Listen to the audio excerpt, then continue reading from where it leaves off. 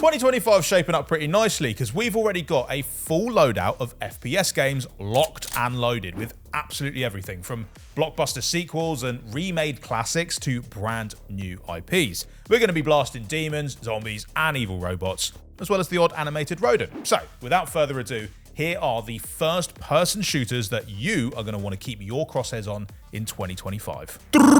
I'm going to assume that we've all seen the trailer for Doom: The Dark Ages, and if you haven't, pause this video, go watch that, and then go watch Developer Direct, where it basically run through all the new stuff coming to it. Come back here, and then we'll have a little chat. Oh, wait.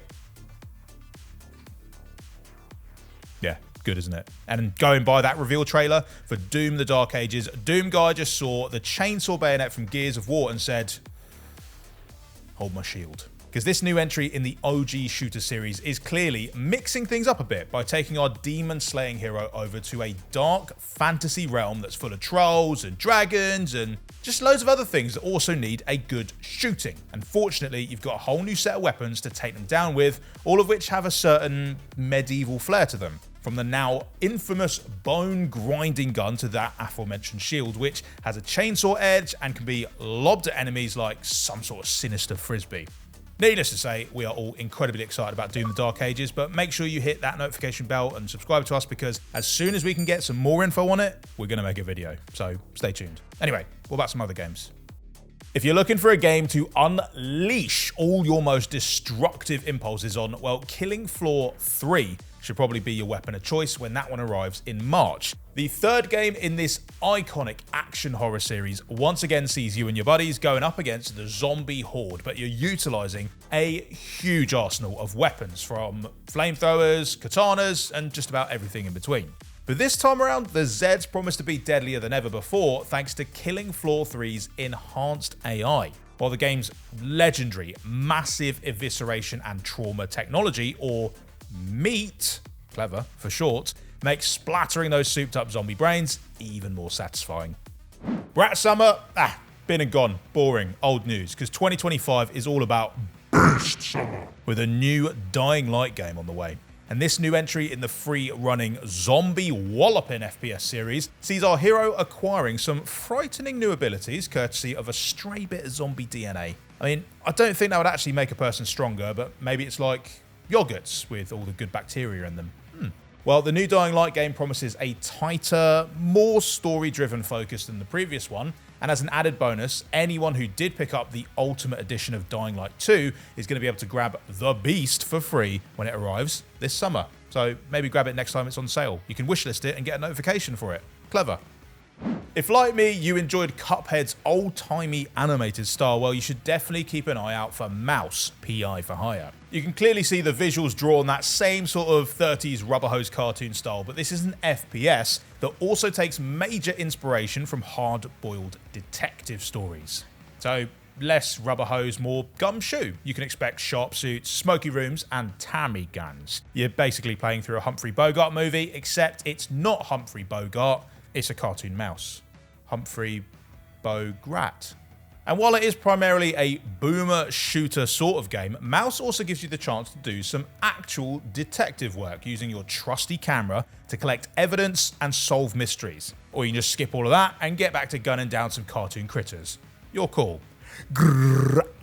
With new Vault Hunters to play as, new guns to shoot, and new loot to loot, well, Borderlands 4 is sure to be one of the biggest releases of 2025. This time around, though, you're going to be going up against a dangerous new foe known as the Timekeeper, a ruthless dictator who rules over people with an iron fist. The first trailer also showed off a neat little energy grapple gizmo, so all that whip-cracking practice you've gotten from Indiana Jones and the Great Circle will not go to waste. And of course, Claptrap is back for Borderlands 4 because, I mean, it wouldn't be a Borderlands game without him, so you should have seen that coming.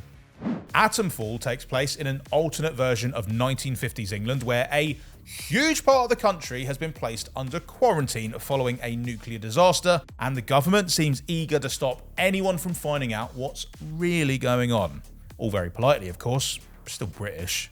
Think of Atomfall as primarily a survival game in which you kind of have to fight, craft, and barter for your life as you contend with the various rogue agencies and mystic cults that just always seem to sort of sprout up in these kind of situations. Ammo is in short supply, so also expect this particular FPS to be a little lighter on the S bit, but the shots you do take can all have massive consequences with a dynamic game world that responds to each choice you make. And you might see some familiar faces in that game, so if you see a mug that looks like this or any of these four, be kind. Use the cricket bat instead. Ken Levine, the creator of System Shock and BioShock, is returning in 2025 with another narrative-driven sci-fi shooter that is sure to be deeply thought-provoking and probably at least a little bit disturbing. Judas takes place on a massive starship that is designed to take humanity to their new home. But sadly, something has gone terribly wrong along the way, and even more sadly, it's kind of all your fault. Oops. And setting things right will involve blasting your way through armies of pesky robots with two-handed combat that seems deliciously Bioshocky in a very good way. And of course, you're going to be sure to face all sorts of torturous philosophical dilemmas along the way, because Ken Levine's he's sick like that, isn't he? But we love it. There's a whole world of eldritch horror on the way in 2025 thanks to the H.P. Lovecraft-inspired story-driven FPS, Decadent. Now, playing as a First World War vet turned occultist, you're going to be embarking on a rescue mission that takes you to some very weird places. You're going to be venturing into pockets of reality that lie beyond space and time, and you'll be battling nightmarish creatures of all shapes and sizes. You'll be wielding everything from conventional 1920s firearms to hexed pistols and alien bioweapons. Basically, it's just so weird, but it looks incredibly atmospheric and just very lush. And while the game's dynamic sanity system promises to add a whole new layer of danger to Decadent, because, you know, on top of the evil monsters trying to eat your face layer, you didn't have enough to worry about.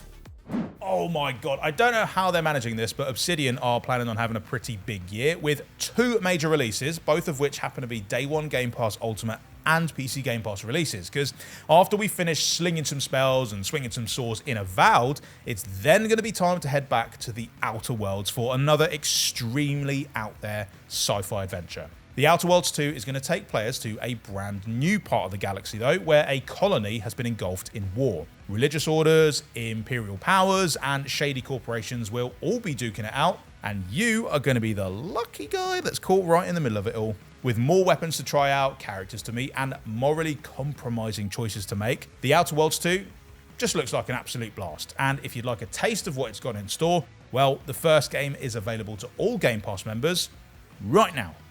So get downloading. If you took a classic Halo deathmatch, turned it inside out, flipped it upside down, and just generally messed with its whole understanding of the laws of physics, you'd get Splitgate. And then if you took that game and made it even better by putting a number after it, you'd probably get Splitgate 2. And just like the first game, this portal-based FPS lets you blast big, colourful holes in the fabric of space, using them to gain the upper hand over your enemies. But this time around, because that wasn't cool enough already, the mechanic's been tweaked a little bit in all sorts of neat little ways, just to make it even easier to play like a total Portal Pro. And on top of that, we've got new game modes, new weapons, and a new set of factions to pick from, each with their own special abilities. And on top of that, well, Splitgate 2 is going to be totally free to play. Lovely. So what do you reckon? Any of these games in with a shot of being your 2025 Game of the Year? I know it's a little bit early to call it now, but sometimes it's just that simple. Well, make sure you subscribe and ring the bell if you want to hear more about any of these in particular and anything else that's coming to Xbox throughout the year. Bye!